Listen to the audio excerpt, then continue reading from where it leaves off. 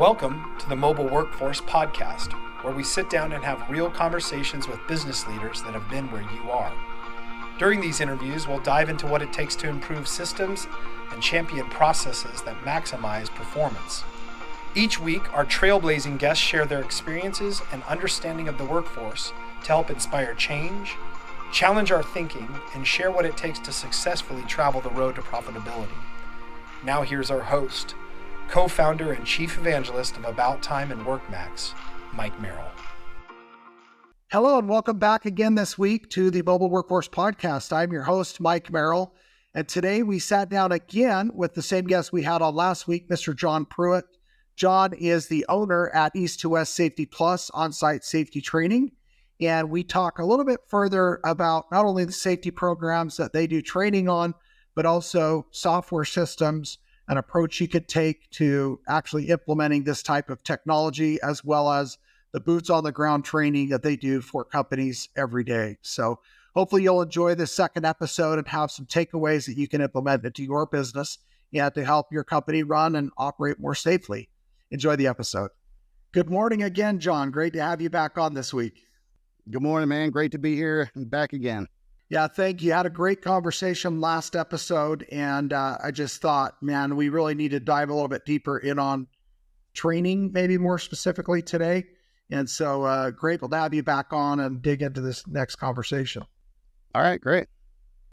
Awesome. So I guess, to start right off the top here, why do you think that actual methodology of training and approach to training is such an important aspect to having a proper safety program in a construction company? An easy way to explain that is if you peek your room into anybody doing any safety training, how many guys are either looking at their phone or out the door? That's an easy telltale sign right there that they are not involved. They're not enacting on it. They're not part of this. They are here to check that box once again, opposed to that. So I think that's a big thing that you can see out there and how that's kind of laid out a little bit. Who's really paying attention and why are they not paying attention? Is it because I've been doing this for 30 years or they don't feel like they're getting enough out of it? They're not having their attention held, whatever it may be. But that's an easy way to tell. You go to any office, any company, every 5 minutes, stand down, whatever you want to call it, wherever you want to go to. Yeah, just sit in your car and watch it. You'll see. You'll see exactly how effective that's going for you. That's a great point. We've all heard the term and hopefully we haven't firsthand experienced or been the victim of someone who is distracted driving. They're looking at their phone and all of a sudden they're rear-ending somebody or they're getting rear-ended or, some type of accident happens because they're paying attention to their phone instead of the work that they're supposed to be doing is driving. They're on a road and they're in a vehicle and it's moving and other vehicles are there. I haven't heard the term distracted working, but I think that's a real thing that you're talking about there. Well, distracted working. I mean, you can see that a little bit more by how many ear pods you're starting to see in people's ears on job sites now, right? Yeah. That's kind of another way to sit back and just observe, right? There's a lot you can learn just by sitting back and watching people, watching their reaction, watch how involved they're getting with things, right? It's always been the phones. Hey, don't look at your phone, whether you're driving, whether you're operating a forklift, whatever you might be doing. It's like, yeah, also sit back. You see a lot of earbuds in ears that, where you can't hear that backup alarm. You can't hear this or you can't hear that, or right? They are grabbing that phone, right? They are taking that extra little bit of time. You're like, there's a big difference there in seeing that and knowing exactly how fast something can happen. Yeah, a lot of these new earbuds are actually noise canceling by design. Right? They're supposed to avoid you from hearing outside things that you're not paying attention on your phone, right? Exactly. Huh. Interesting. Well, one of the five senses are hearing, right? If we inhibit that even intentionally because we want to hear this latest album drop from our favorite rock band or listen to a podcast, and you don't hear the forklift or the dump truck backing up. Mm-hmm. Things could get Western real quick. Yeah, it really can. That's why one of the big things that I try to really drill in people's heads, right? It's like, we hear alarms all day. We hear backup alarms. We see flashing beacon lights. But if you're around that all day, every day, and you're around 10, 15 forklifts in a plant or something, you're droning that out. You're not even thinking of that anymore. That's part of your daily life in doing that and hearing that all day. You make eye contact with somebody, someone's intentionally making a bad choice at that point in time. So that's one thing that I try to get into a lot with people. I was like, look, those backup alarms, those horns, all necessary, all needed, those lights, great, absolutely. But you're not going to beat eye contact with somebody, and if you can't see something that you better not do in the first place, why take that chance? So now in terms of training on those types of things, what types of tools or what methods do you like to use to make sure to remind people about these things so that you can raise the level of their awareness? Well, two things. One, I think is one of the biggest thing that works for me is just talking, having that conversation, right? If someone wants to sit down here, I'm sitting through another forklift. It's been 3 years. I got to sit down through another forklift class and I got to do what I have to do, blah, blah, blah. Opposed to just sitting there having that conversation, making sure you're covering the information that's required to cover, but by adding these stories in as well. Because when you start getting them engaged, sometimes you can just sit back and you hear their stories, all right? I get guys telling me every time I'm doing a training about a story of something going on, right? About what they just came from, The guy just trained last week, how their company that they just used to work for got a $30,000 fine for what he was doing with the telehandler, right? Now he's with this company because that company could no longer afford to have him around, right? But when you get those guys involved like that and they start talking stories, everyone starts listening. Everyone starts to want to participate a little bit more. But by having that conversation and doing it that way is a big difference between reading out of a book and trying to go stat for stat, word for word, a memory thing. And you talk to them, man.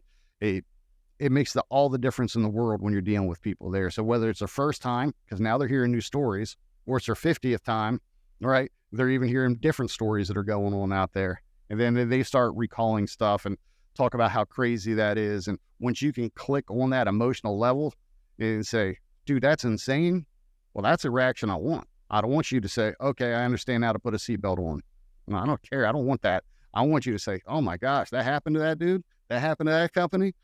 Right. And then other people say, I've seen that myself, man. So I think bringing that all together at once, I think is a game changer for people. Yeah. It's interesting you bring that up. We had, I think it was episode 5 or 6 of our podcast. We've been going for over 3 years now and in the 150 something episodes. But one of the very early episodes, we had a gentleman on by the name of Chad Hyvis, and he is a paraplegic, and he was operating a tractor with a fork and a 2-ton bale of hay, and the hydraulic light was on, but it was off and on. It had a leak and it was always low, and he just was in a hurry and was just used to that light. Kind of got muted, drowned out in his mind, like, oh, I'm in a hurry, so I got to hurry and do this. And he went to lift that bale of hay over, and the hydraulics failed on the bucket, and that bale of hay tumbled backwards over and smashed him in the cab. And he's very fortunate to be alive. I think this accident was over 20 years ago now. And now he goes all over the world speaking and talking about this accident and how it's impacted him. But many, many of the speeches that he gives are to construction companies on safety, and not ignoring those warning lights and not avoiding what he knew he needed to do, because again, he needs to go home safely to his family, which, at this point, he's got to rely on them a lot more than he did before, right? Well, it's kind of funny you talk about that, because that's the second part that where I really come in a lot of the trainings I do, is I really drill in tight on the operator's manual that they're dealing with. I mean, that manual was put together by their engineers, their safety guys, the best practices. Do this, don't push this, right? These are the limits we can't go beyond. And that might change from one skid steer to the next, from one forklift to the next, right? There are differences there. And that's what a lot of people don't understand that. So I think that whole option of having those discussions with people and getting them interactive with it is great. And then to get more specific, because when you go through training, a lot of it, it's the same stuff. They're boxes you got to check to make sure they understand these things, which is great. Well, how do we get them involved? How do we get them more active with it, right? And I think through discussion and stories is a big way to do that. But at the end of it there, to be able to add anything else into that is a big plus when it comes to that. Like a lot of times, like a lot of my social media that I have, right, through, TikTok, Instagram, all across the board there, I do a lot of the fail videos and stuff, right? And people and so I found out, and if you pay attention to that, if you're just looking through that a lot, you know how many comments you start to see go through that between safety guys saying, well, they shouldn't have done that, he should have done this. Or, I seen this on my job site. OSHA busted a guy on my site for $20,000 for doing that. The discussion on a fail video, pretty impressive. You throw out another video there saying, here's exactly how you put on a harness, see where the discussion's at, right? Yeah. And so I think, to me, again, that's coming back to what's important to people, getting them involved and interactive. Because I got a lot of people like, why would you show that? I was like, because you know what? Now 1 million people have seen that video and seen, oh my gosh, I've seen that on a daily. That could have happened to me. And then you see discussions that carry on throughout there, right? Because at first I wasn't big about a lot of the fail videos and stuff. It was more, let's talk a little bit about safety. Let's do our thing. But unless that's what you're looking for, people don't stop on a lot of that stuff, right? They move on just like they do in regular life, right? But more people knows what a Kardashian is opposed to what OSHA is. And that's a big issue, even in the field that we're in, right? Yeah. But I think, so I started to reframe my social media when it came to that, to more of that, those guys sitting at lunch, flipping around, looking at stuff, or waiting for that clock to start in the day, looking at those crazy videos and stuff, because it brings attention to it, right? But the discussion that happens with that seems to be tenfold than a bunch of safety guys with a bunch of letters behind their name talking about the best way to clip that harness, right? It's funny because now you get real world, real life stuff, and people looking at that's like, dear Lord, man, that's in the back of my head when I'm on my forklift later on today. Yeah, that's a great point. So that what you're talking about is the why, not just the what, right? The what is how you clip it in. The why is, if you don't do this, here's the why. Here's what could happen to you, right? Exactly. And I think both parts of that's just as important, right? Because we do a lot of those other videos and stuff well. But what brings that conversation together, what makes people say, oh my gosh, that is insane, that's the reaction you want to have out of training. You don't want to go through a multiple hour training class to have someone say, all right, thanks, can I have my card now? Well, I don't even care if you've been through it several times. I like it, and it happens mostly at least one person out of almost every class when I finish it. Man, I learned something different today from that. And I was like, that's what I wanted, right? I wanted you to get that one extra nugget that, even though you've been in the industry for a long time, you heard that story, you saw that video, and you're like, man, I didn't think of it that way, or I didn't look at that was a possibility that could happen. Are you looking to remain OSHA compliant while also keeping insurance costs low?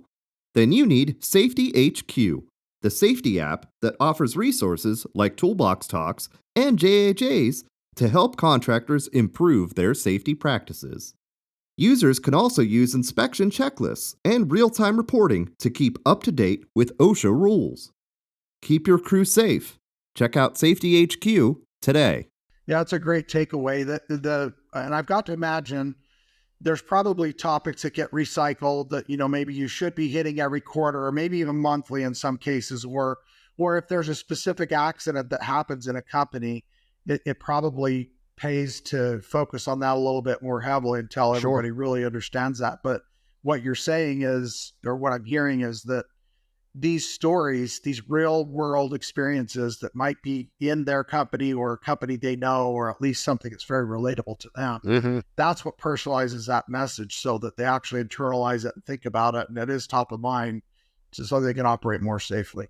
Yeah, and it is funny though, because where I get the most flack for that is through probably the most professional side of things on LinkedIn, right? Where all the safety guys are with all this stuff on there. Most of them understand it, and they laugh and they conversate with it too.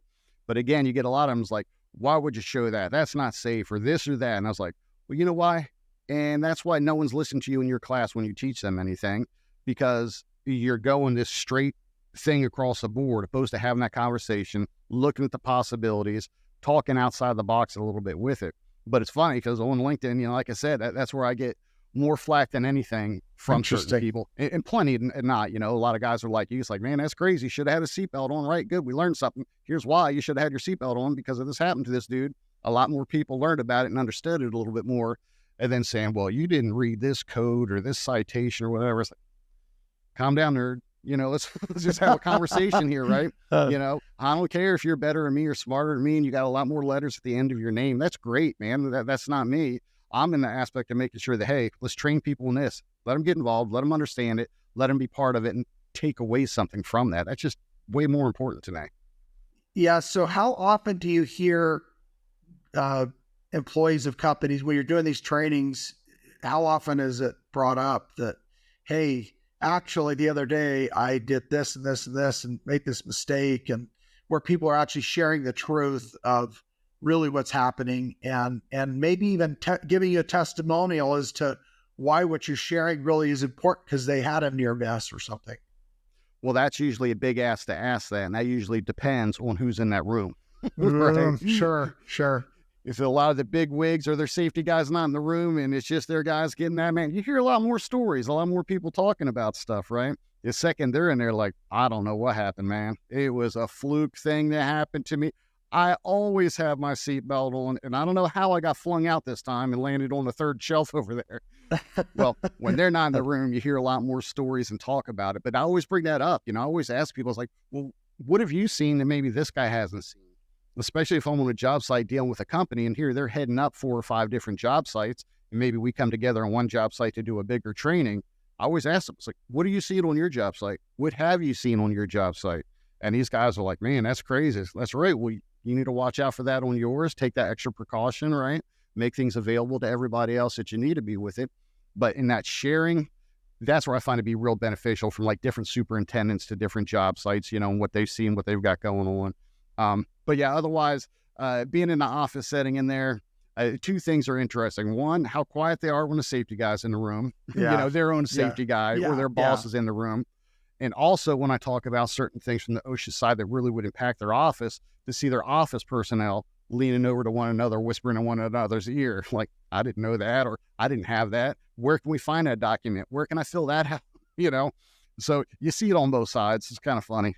Well, it is interesting because I've been in, and I don't know that it's hundreds, but I've been in many dozen meetings where I was in an office. We were doing maybe a presentation on our software and talking about the payroll process or approval or how companies are getting affirmations or sign-offs for, time and labor. And very often the CEO or the president or whoever the head honcho is in that room, when we ask certain questions, they'll say, oh yeah, we always do that. And then all of a sudden the whispering starts to happen. And then sometimes someone will say, actually, we don't really do it that way. And then the owner's like, well, I thought we were doing it that way. And we tried to, and we used to, but then this and this and this, and now because of this and that, all of a sudden it's like a therapy session, where they're asking the right questions and kind of poking the bear.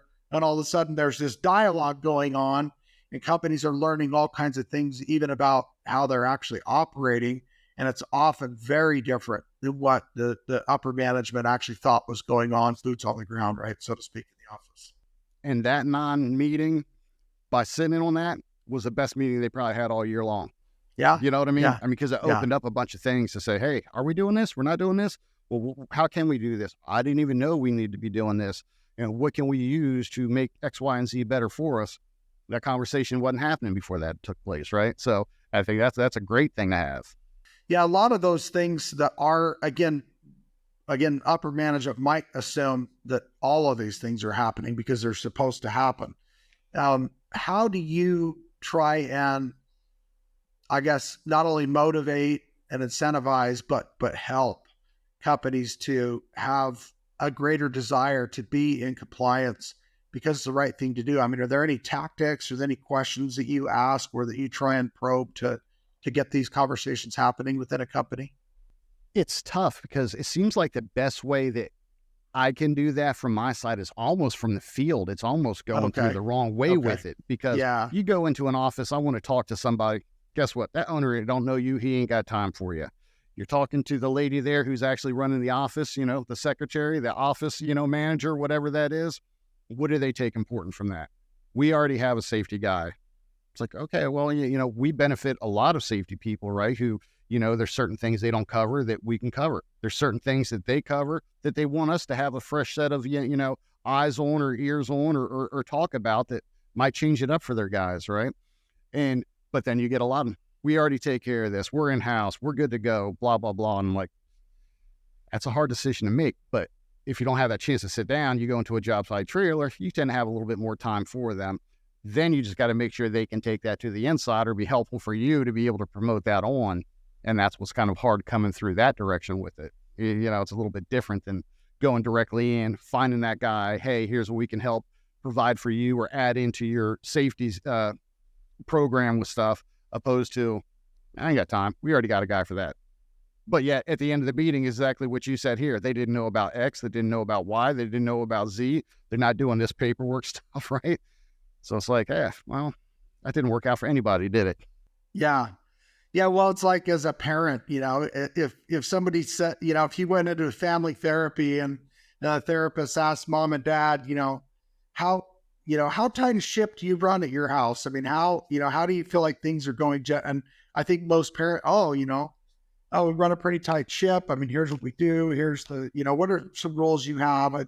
And parents could probably list off all the things that they think are happening.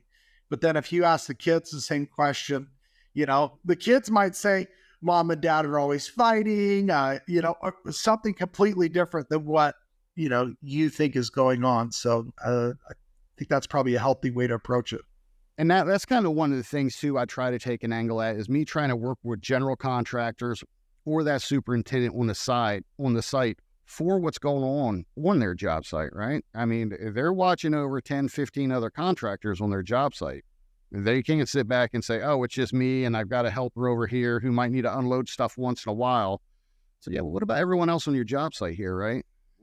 It's going to put you back and behind the schedule if OSHA hits them with something and they've got to wait a week or two to get their guys trained. Well, now you're out that contractor working on your site for that time, all right? Or they're putting your guys in danger because they didn't know what they should have been doing or doing things properly with that there. It's like, so I'm trying to fine tune that niche between the office, the superintendent, and what goes on their job sites. Because again, too many times you hear that thing is like, I don't need it until I need it, right? I only need that card if OSHA came out here, right? And I've been doing this for years. Like, well, it's a lot more than that. There's a lot more to that all goes on with that, but that's a mindset. And I think that if you can break that mindset and get everybody on the same page, it makes it easier. It makes it better. Everything's much smoother, less downtime, less issues, the whole 9 yards. So for those companies listening that maybe don't have a safety manager, they don't have a huge full rolled out safety program, what are some easy low-hanging fruit bullets that you could share that companies should be doing or supposed to be doing that maybe they're not aware of? And maybe what are some approaches or software systems that they could utilize in order to actually start being more in compliance and running a safer business? Look, one of the easiest things to do is to look up OSHA itself. Go to OSHA.gov. They've got literal manuals that you can download, whether you're a small business, a big business, whether you're in this industry or that industry, and they will give you a checklist of what you have to do and how you have to be in compliance over what. That's everything you need to know with that, as far as that goes. And then how they carry it out, I always think software is a great thing because one, it keeps your documentation, like you said, has the boxes there for you as long as you're not just checking them to check them. It's actually productively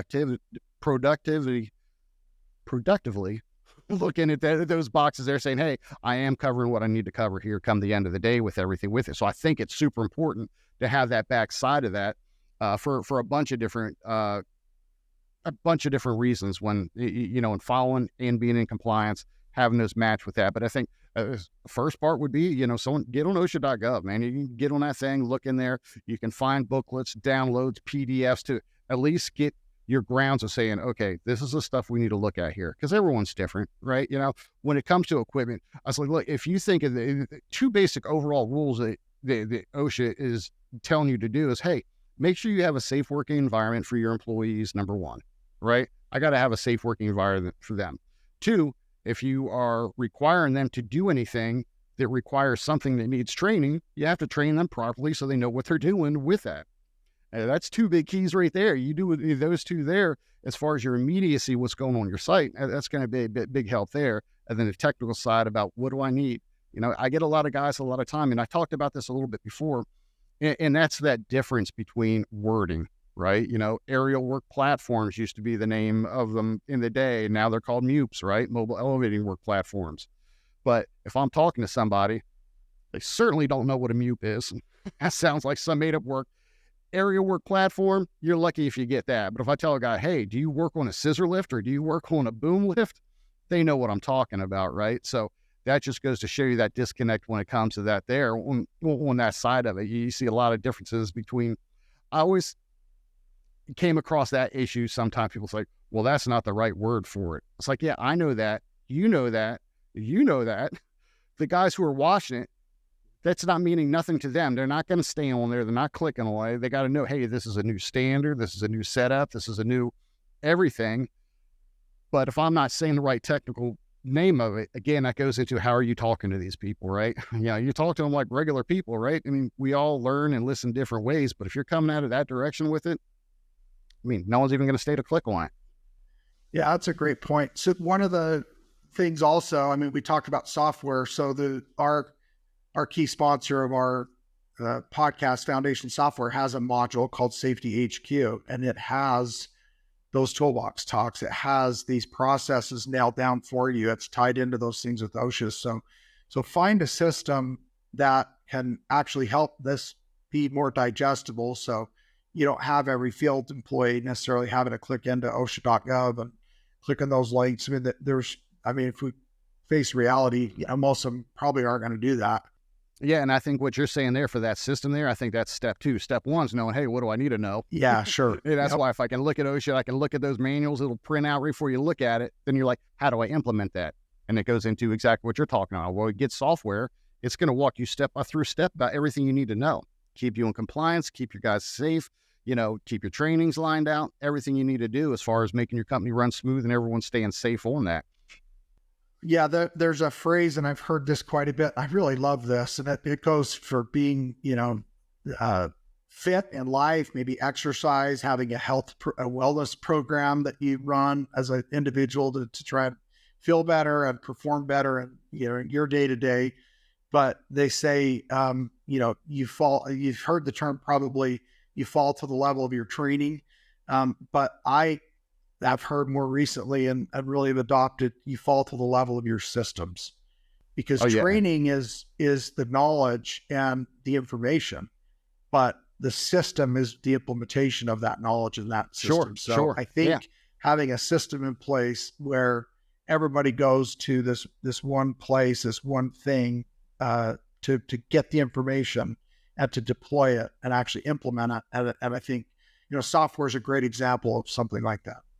And I think that's all great, and I think that's necessary, absolutely. And I think kind of that's why we really enjoy doing on-site training. That's primarily what we do. And what's better for somebody, to go to a job, to see their location, to see their hazards, to train them in their environment, other things they can see, point at, look at, saying, hey, this has been an issue, this has been an issue. And then on the back side of it, train them on the equipment they're actually using. That's kind of one of the issues I have, sending somebody somewhere else. You're working on a lift that these guys probably might not even be on ever again. They might not own one like that. They might not use one that small or that big, but that's not what they were trained on. So for me, part of that to making it fit with that, hey, train on your site with your hazards, with your people, in your environment, on the equipment you're actually using. Yeah. That's a big difference right there. And like you said, if you're using your system, bam, it's putting everything in one box. Here we go, right? Now we can take that and develop that and grow that out and have that system in place to make sure that happens. But that's why I've always been a huge advocate for the on-site stuff on your equipment, right? Yeah, that makes great. It's hands-on training, right? It's actually, it's not the flight simulator. It's actually getting in the jet. It's feeling the real thing, in practice, right? Hey, you go to a location to do some training, and they're operating on a forklift that has 3 levers, but at your job site or the one you're going to rent's got 4 levers. You're sitting there looking at it like a deer on ice, right? Like, what is that magic lever over there, right?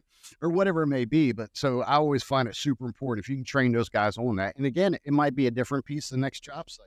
But for now, we're training them in a real world environment on their actual equipment in their place of where they're at. And that makes a big difference from somebody getting on something, going somewhere else. Say, man, mine looked nothing like this when I did my training. I feel like I'm at step one again, right? Well, it's that, it's funny you mentioned this. I don't know why this popped in my head, but it's this pretty well-known quote by Mike Tyson. They say, talk about training, everybody has a plan until they get punched in the mouth. It's like when you're actually in the actual boxing match in the ring, you put in all the training and the work might be for a whole year, and then somebody actually punches you in the face. What a wake-up call, right? I'm from the jiu-jitsu world, my daughter's been doing it forever. That's a big saying that goes around there, A lot changes once you get punched in the face though, right? So you got to adapt and be that. But, you were talking about these systems and all this in place. And that's one big thing that, this video production that we have in-house now, the one video production, we got those guys there that we're trying to change the game a little bit, right?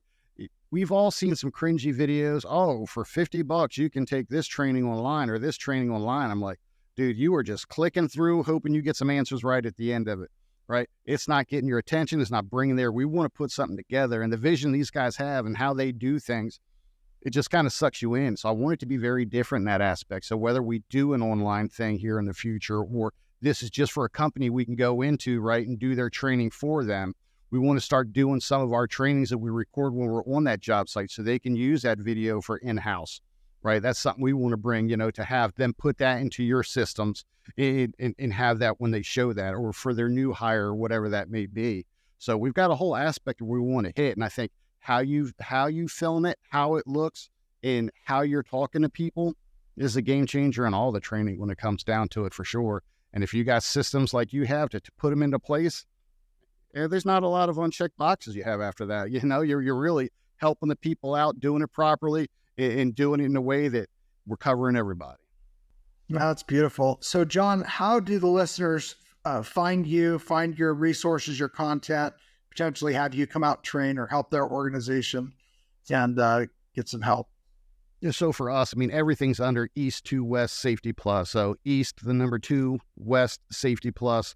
So through the website to all of our social medias, we kind of try to keep everything the same. So it was easy for everybody to find when it comes to that there. But everything from TikTok to YouTube to Instagram, LinkedIn to our website, it's easy to get a hold of us for sure. But yeah, that's what we like to do, man. We like to help these guys out. We like to go to them, get out and about, get some fresh air, talk to some of these people on the site, and kind of make it where they shake your hand at the end of it. When you don't see a lot of that going on, you're like, man, did anyone get anything out of anything that happened today?